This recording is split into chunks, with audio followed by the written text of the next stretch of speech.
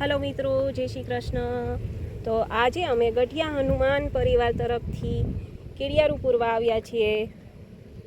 नमस्कार। जेमां अहीं कीड़ी माटे नाळिયેરમાં जुदा जुदा लोट, टोपरू, साकर बधुं मिक्स करीने नाळिયેરમાં પૂરવામાં આવેલું છે।